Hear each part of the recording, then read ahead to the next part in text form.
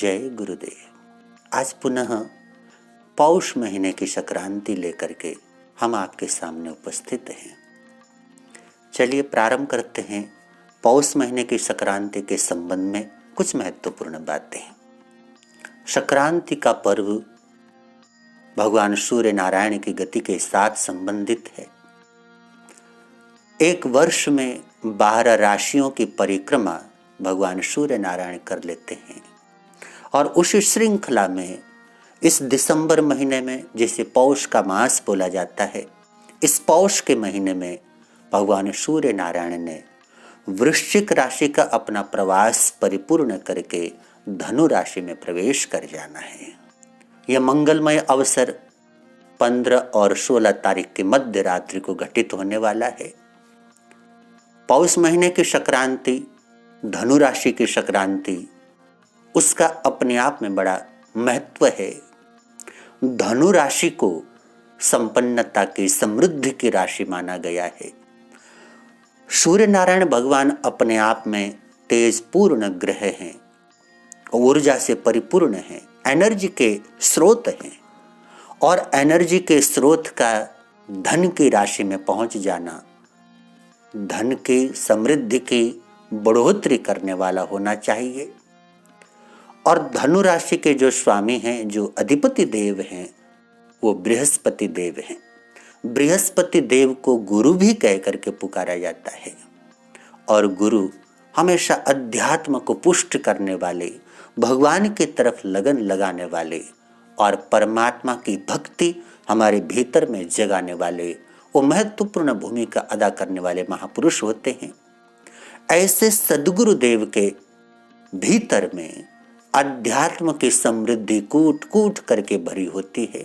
इसलिए सीधी सी बात, ये जो आने वाला महीना है, अध्यात्म को पुष्ट करने वाला, अध्यात्म की भावना को, अध्यात्म की प्रवृत्ति को बढ़ाने वाला ये मास है।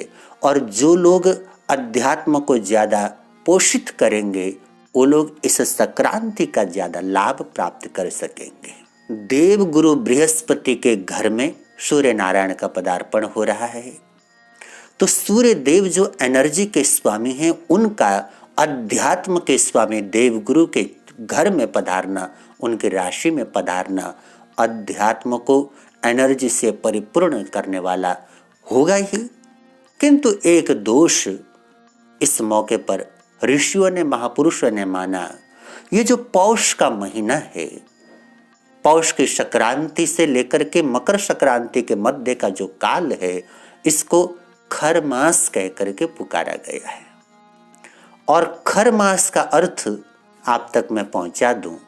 संस्कृत में खर शब्द का अर्थ होता है गधा, तो खर मास का अर्थ हुआ गधे का मास, गधे का महीना, गधे से संबंधित ये महीना है। तो खरमास का संबंध गधे के साथ है और गधे के साथ या गधे के नाम के साथ जुड़ा होने के कारण इसको खरमास कहा जाता है।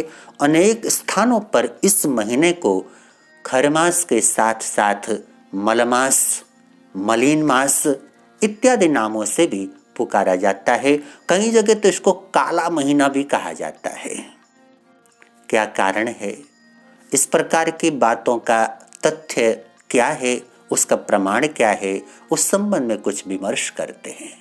प्रतिवर्ष पौष महीने की जो संक्रांति है, अर्थात सौर वर्ष के अनुसार, सूर्य की गति के अनुसार जब से पौष का महीना प्रारंभ होता है, इस महीने को खरमास कहा जाता है। इस महीने को अशुभ माना गया है। किस अर्थ में? शादी, विवाह, गृह प्रवेश, गृह पूजन, भूमि पूजन, उपनयन संस्कार, यज्ञोपवीत संस्कार इत्यादि जिनको मांगलिक कार्य बोला जाता है, उन मांगलिक कार्यों के लिए ये जो महीना है वो शुभ नहीं है, अशुभ है। किंतु इस महीने में भागवत कथा, राम कथा, सत्यनारायण कथा, इस प्रकार की जो धार्मिक प्रवृत्तियां हैं, उन धार्मिक प्रवृत्तियों के लिए इस महीने को सर्वोत्तम महीना माना गया है। हालांकि मलमास का अर्थ तो होता है अधिक मास, लेकिन संसार में कुछ शब्द अनायास प्रचलित हो जाते हैं, तो कुछ लोग इस खरमास को मलमास भी कह देते हैं। हकीकत में इस महीने का नाम खरमास ही है। क्यों ये खरमास नाम पड़ा, उसके संबंध में मार्कंडेय पुराण के अंदर एक बहुत प्यारी कथा और महर्षि व्यास ने उस कथा के माध्यम से खरमास का स्पष्टीकरण प्रस्तुत किया है। वो बात आप तक पहुंचाता हूं। महर्षि व्यास लिखते हैं, भगवान सूर्य नारायण, उनको कुदरत ने, प्रकृति ने जो कार्य दिया है, जो जिम्मेदारी दिया है, उनको लगातार चलते रहना है, गति ही करते रहना है। और सूर्य नारायण अगर रुक जाए, सूर्य की गति रुक जाए, तो सारा संसार ठप हो जाता है। तो सूर्य देव लगातार गति करते हैं और 7 घोड़े से युक्त रथ में सवार होकर के वो गति करते हैं। तो ये जो गति है, इस गति के अंदर भगवान सूर्य नारायण को तो उतना फर्क नहीं पड़ता, लेकिन उनके जो घोड़े हैं वो थक जाते हैं।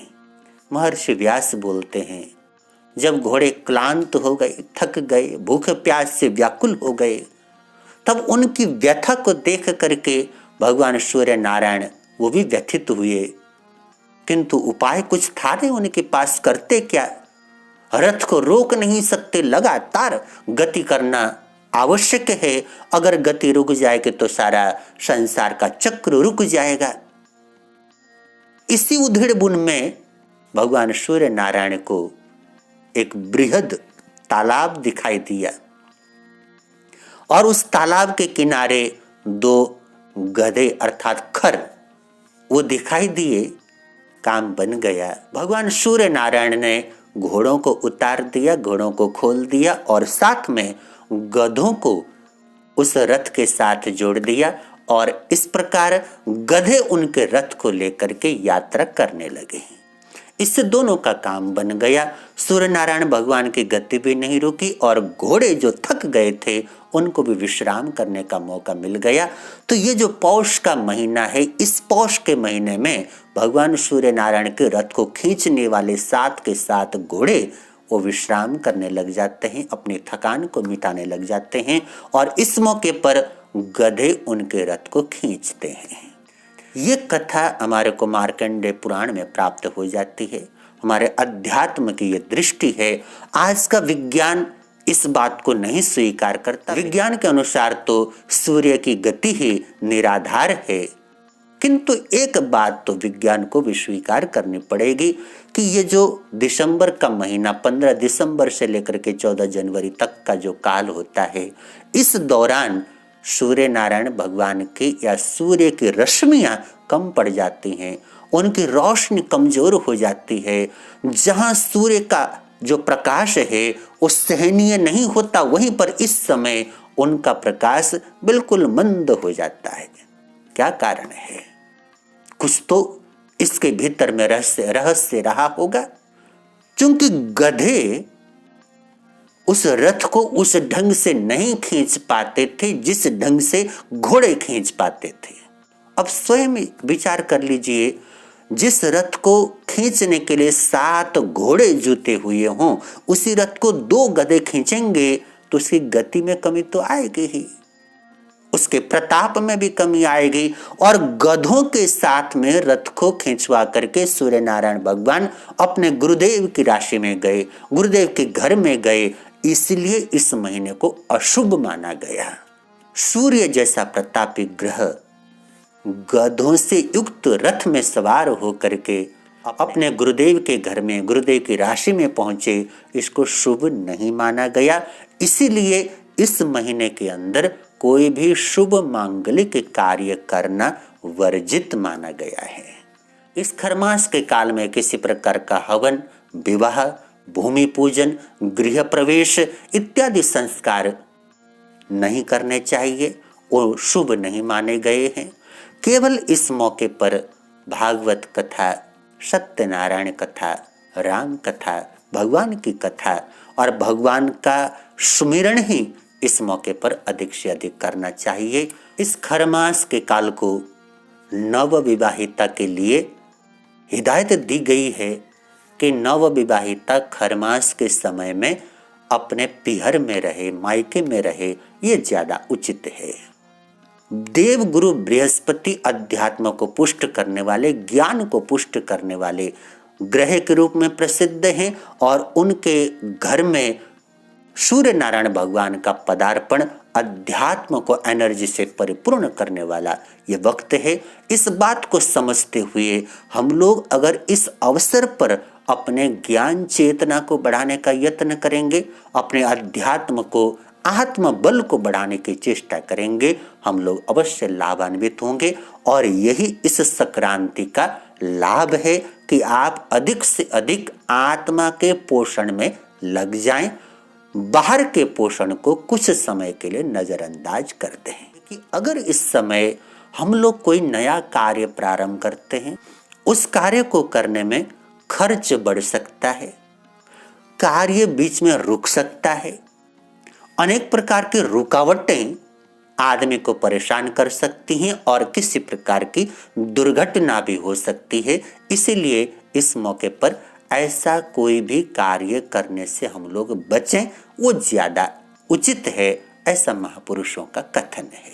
इस पौष के महीने में अगर किसी की मृत्यु हो जाती है तो ब्रह्म पुराण और गरुड़ पुराण के अनुसार उसकी मृत्यु को अच्छा नहीं बताया है, उसको अधोगामी मृत्यु कह करके पुकारा गया है, नरकगामी मृत्यु कह करके पुकारा है। और आपको याद दिला दूं, याद करें महाभारत का वो काल जिस समय अर्जुन के बाणों ने भीष्म पितामह को उस कुरुक्षेत्र की भूमि में तीरों की शैया पे लिटा दिया था, सुला दिया था।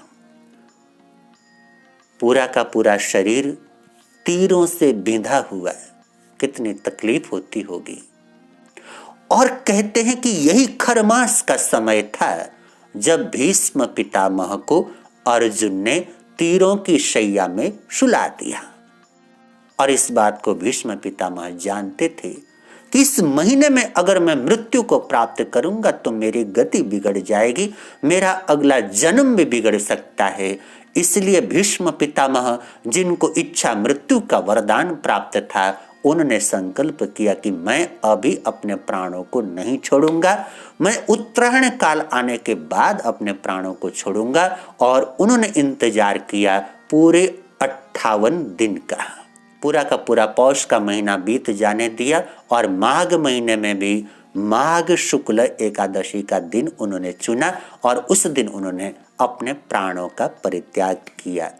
इसके पीछे का जो लॉजिक है वो हमारे को समझाता है कि ये जो पौष का महीना है, ये महीना मृत्यु के लिए भी बहुत अच्छा नहीं माना गया है। इसलिए अपने आप को अधिक से अधिक अध्यात्म के साथ जोड़ दे। हालांकि हम सब लोग इच्छा मृत्यु का वरदान प्राप्त किए हुए नहीं हैं, हमें नहीं पता कि किसकी मृत्यु कब हो जाएगी। हमारी मृत्यु हमारे हाथ में नहीं है, किंतु ये बात भी हमारे को जहन में रखनी चाहिए कि पौष का महीना मृत्यु के लिए अच्छा नहीं होता। वहीं पर माघ महीने की मृत्यु वो सर्वश्रेष्ठ मानी गई है, स्वर्ग की ओर यात्रा देने वाली मानी गई है। ये धनु राशि की संक्रांति है और जैसा कि मैं पहले बताता रहा हूँ, धनु राशि के अंदर मूल, पूर्वाषाढ़ा और उत्तराषाढ़ा ये 3 नक्षत्र आ जाते हैं।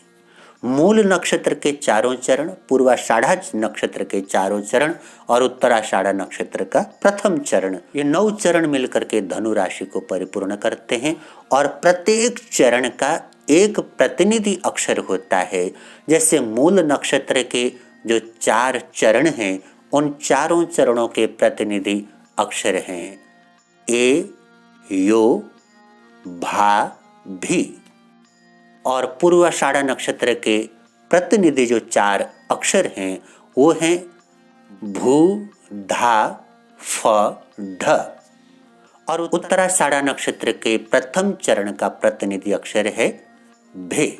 तो ये 9 अक्षर मिलकर के और इन 3 नक्षत्र मिलकर के धनु राशि का निर्माण करते हैं। अगर इन 9 अक्षरों में से आपके नाम की शुरुआत होती हो तो आप धनु राशि वाले हैं, या इन 3 नक्षत्रों के अंतर्गत आपका जन्म हुआ हो तो आप धनु राशि के जातक अथवा जातिका हैं। और अगर ऐसा है तो इस समय का भरपूर लाभ लेकर के आप अपने जीवन में अध्यात्म को पुष्ट करने का प्रयास करें। इस महीने का जो जाप है, मंत्र है, वो मैं आपको बता देता हूँ। ओम नमो भगवते वासुदेवाय, ओम घृणेश्वरियाय, ओम आयर्याणम नमो नमः। इस मंत्र का पाठ आप प्रतिदिन करें। और संक्रांति का जो समय है वो बुधवार और गुरुवार की मध्य रात्रि को हमारी पौर्वात्य परंपरा के अनुसार बुधवार माना जाएगा, और जो आजकल गणना करने की पद्धति है उसके अनुसार गुरुवार माना जाएगा। हमारी पौर्वात्य परंपरा में दिन की शुरुआत सूर्य उदय के साथ मानी जाती है, और जो पाश्चात्य परंपरा है उसमें रात्रि को 12 बजे के बाद दिन प्रारंभ हो जाता है। तो इस दृष्टि से बुधवार और गुरुवार की मध्य रात्रि को 3:44 में संक्रांति का समय है। उस समय भगवान सूर्य नारायण वृश्चिक राशि का प्रवास परिपूर्ण करके अपने मित्र ग्रह देवगुरु बृहस्पति की राशि धनु राशि में प्रवेश कर जाएंगे। तो इस समय इस मंत्र का जाप करना बहुत लाभदायक है। और उसके साथ में इस महीने संक्रांति के वक्त में, संक्रांति के मौके पर दान पुण्य करना, स्नान आदि करना, स्वयं को पवित्र बनाए रखना, ये सबसे बड़ा लाभ होगा। तो ये आने वाला महीना, ये आने वाली संक्रांति आपके जीवन में अध्यात्म को पुष्ट करने वाली हो, ऐसी मेरी सद्भावनाएं हैं। इन्हीं सद्भावनाओं के साथ मैं संक्रांति का पाठ और साथ में मंगल पाठ प्रस्तुत कर रहा हूँ। सुने, अपने जीवन को धन्य बनाएं। चैता भारहं वासम चकवट्टी महड्डियो संति संति करे लोए पत्तो गई मणुत्तरम। चैता भारहं वासम चकवट्टी महड्डियो संति संति करे लोए पत्तो गई मणुत्तरम। आज बुधवार तथा गुरुवार 15-16 दिसंबर 2021 विक्रम संवत 2078 महावीर निर्वाण संवत 2548 मार्गशीर्ष शुक्ल त्रयोदशी भरणी नक्षत्र शिव योग, चंद्रमा मेष राशि में, सूर्य देव का धनु राशि में प्रवेश, पौष का महीना, धनु की संक्रांति आपके जीवन में अध्यात्म को भरपूर पुष्ट करने वाली हो। चैता भारहं वासम चकवट्टी महड्डियो संति संति करे लोए पत्तो गई मणुत्तरम। श्री चतारि मंगलम अरिहंता मंगलम सिद्धा मंगलम साहु मंगलम केवली पनतो धम्मो मंगलम। चतारि लोगुत्तमा अरिहंता लोगुत्तमा सिद्धा लोगुत्तमा साहु लोगुत्तमा केवली पनतो धम्मो लोगुत्तमो। चत्तारि शरणं पवज्जामि अरिहन्ते शरणं पवज्जामि सिद्धे शरणं पवज्जामि साहु शरणं पवज्जामि केवलिपन्नतं धम्मं शरणं पवज्जामि। ये 4 शरणे दुख हरणे सुख करने आनंद आनंद करने, और न शरणा कोई होगा जो भव्य प्राणी करे आराधन, उसका अजर अमर पद होगा, उसका सदा ही मंगल होगा। जय गुरुदेव।